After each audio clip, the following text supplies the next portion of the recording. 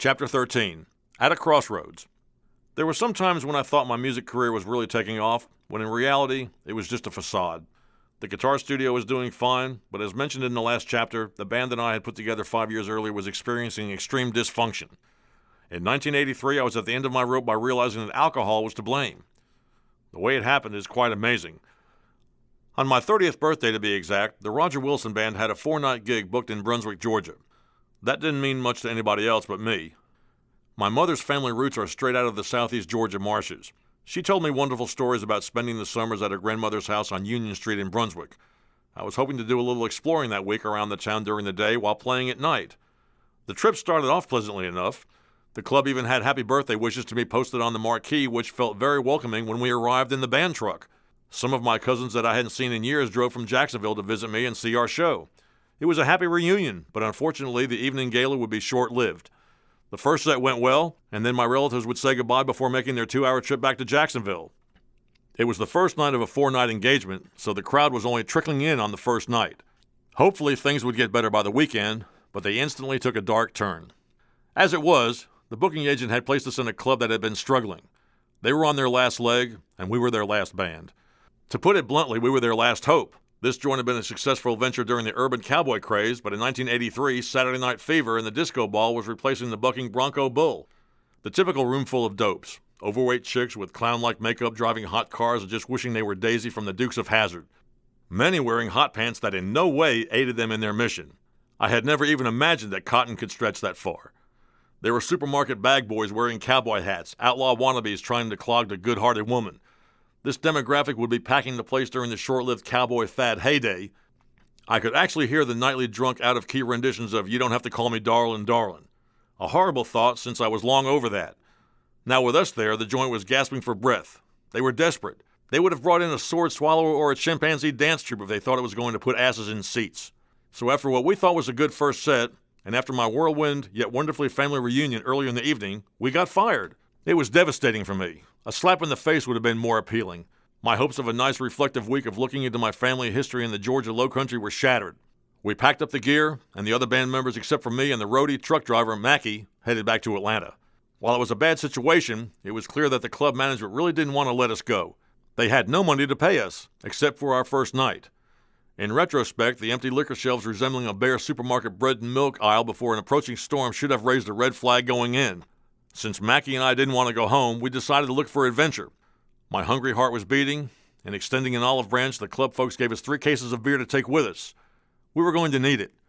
At this juncture, I was on the edge of being emotionally distraught, although not suicidal just yet. That would come later.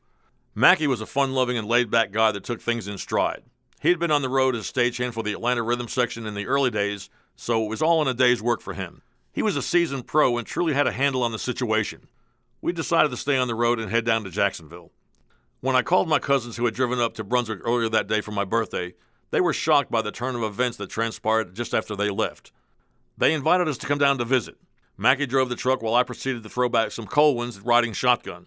We went as far as we could before pulling the truck over to sleep, deciding to start fresh the next day. It sounded like a good idea to me. I was hammered. The next morning it appeared that we had parked the truck next to a cemetery. Luckily it was a safe location. Accepting the invitation to visit my cousins, Mackie and I headed over for lunch. We stayed for 3 days.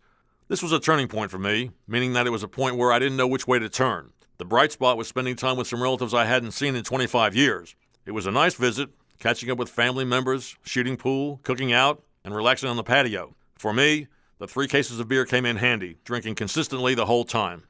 When Saturday arrived, that was our time to head home. Since Mackie had to get back to Alabama, he was fine with just getting dropped off at the junction of Interstates 10 and 75 in northern Florida to begin thumbing a ride west. The truck would be Atlanta-bound with me at the wheel traveling solo, and actually sober starting out. After 40 minutes or so cruising merrily along northbound after dropping off my passenger, the truck made a horrible grinding noise. It was hard to tell what it was. Then it stopped. The truck engine itself was so obnoxiously deafening that it was almost hard to tell that it was an alien sound. Maybe it was my imagination. No such luck. It happened again. Suddenly my clutch was virtually gone. It was the transmission going down. This was something I didn't need. Managing to get to the next exit, it was going to cost at least $1,000 just to open the hood. That was just about all of the money I had. Being close to the Georgia line on a normal trip, home would only be about 4 hours away. Deciding to limp the truck back to Atlanta would have to be the plan. Unfortunately, it had to be started from third gear. That meant that it would suck down who knows how many gallons of gas at each start. It would be necessary to keep the vehicle moving as much as possible. This typical 4-hour ride would now turn into 14 hours. As the day went on, I was losing my grip. To make matters worse, I stopped and got a 6-pack of beer somewhere south of Macon, Georgia. Now I'm going through gallons of gas as fast as I could pump it. Frequent gas stops would have to be made, as well as stops to get rid of a 6-pack. This adventure was wearing me down, now close to feeling suicidal. How did my life get to this point? This was madness and insanity wrapped in one package. All I ever wanted to do was play my guitar. Why was this happening? Was I that bad of a person that I was being punished for something? Was it deserved or not deserved? Being away for longer than I should have been was also taking a toll on my teaching business, my marriage, and my mental condition. The financial loss from the gig that went down the tubes was also starting to reveal itself. While reality was setting in, it appeared that my dreams were leaving one by one. When we're kids, many activities and opportunities occupy our time. We're good at many things. As we age, many things go away. And then we find ourselves left only with whatever it is we're left with. Observing the arriving and departing commercial aircraft in the air from a distance while approaching the Atlanta area from the south really drove home that point. Any dream I might have had as a kid of being an airline pilot was now gone. Whether or not it was ever possible was beside the point. It was still gone. Driving past Atlanta Fulton County Stadium, the home of the Atlanta Braves, rudely dashed any dreams of wanting to be a Major League Baseball player. What kid didn't ever think about aiming for that? Here I am, now 30 years old for about 72 hours. Piece by piece, everything was going away. Not that it was ever my dream to be a truck driver, but if it had been, this experience proved that kicking that one to the curb would be really easy. Although I was still employed part-time at a radio station, my broadcast career was definitely missing in action. And to add insult to injury, my musical aspirations, along with my meager music career, was hanging in the balance. Jump ahead 1 week. I'm barely 30 while still going through the motions of teaching guitar and trying to contemplate what to do with myself. Restlessness, irritability, and discontentment had a firm grip on me. Why did reaching the milestone of entering my 4th decade not feel any different than the last one? Was something supposed to happen? Weren't previous dreams of success at this stage in my life supposed to be reality now? The answer to this rhetorical multiple-choice question was none of the above. The next weekend found the band out of work while still trying to shake off the horrible adventure in Brunswick, which should have been a pleasant spiritual homecoming. The more I thought about it, the madder I got. And the booking agent's phone call wanting his commission for the one night we did play earned him my best ever "fuck you" response before slamming the phone down on him. Timing is everything. All that needed to happen now was for someone to invite me to a keg party. Well, it actually happened. 2 weeks later, my first wife, Ginger, and I are driving to a gathering of some musician friends. My memories of it are vague, except that it was a nice evening going in. Most evenings involving alcohol usually do start out that way. That was short-lived. After throwing back a keg or two, or maybe getting inside one, the night took a dark turn. Up until the last year or so, drinking had been mostly fun for me. Playing gigs, drinking beer, passing out, bouncing back the next day, ready to do it again was always the norm. My band's reputation for having the biggest bar tabs anywhere had been a proud championship title to hold. Suddenly things were changing. It wasn't fun anymore. My life was becoming unmanageable.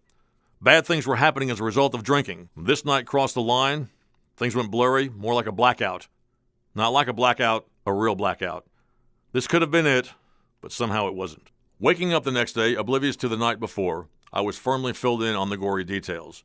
While my usual drinking demeanor was fun-loving and harmlessly mischievous, this night was different. The asshole had escaped and made it over the fence. If my aim was to piss everybody off, I had succeeded. To top it off, driving 40 miles in a drunken blackout and making it home was nothing short of a miracle. How did that happen? Many others have met their maker as a result of antics much less offensive than mine. A deep fear consumed me. Just a week into my 30s, this was my lowest point ever. Now I was really scared. Admittedly, it wasn't as low a point as many have experienced. There hadn't been serious jail time, admission to an institution, or any health problems. One DUI 6 years before in 1977 was my only brush ever with the law. That was just a result of stupidity. A lawyer friend got me off easy just before really serious alcohol-related punishment would be enacted in Georgia. On this day, out of the blue, a very successful musician friend of mine just happened to make a social phone call. I still wonder if he saw me waving my white flag of surrender. If he didn't, obviously somebody did. When explaining that my life was nothing short of a disaster, he said he had no idea that I was facing this serious a problem. My response was, neither did I. Unbeknownst to me, he had been clean and sober for about 4 months. We had both carried each other hammered out of various joints in the past. My question was, how did you do it? He explained that there are no guarantees, but he would gladly show me what he did. I asked, okay, show me. Chomping at the bit to know, the bottom line was I knew that I could not drink anymore.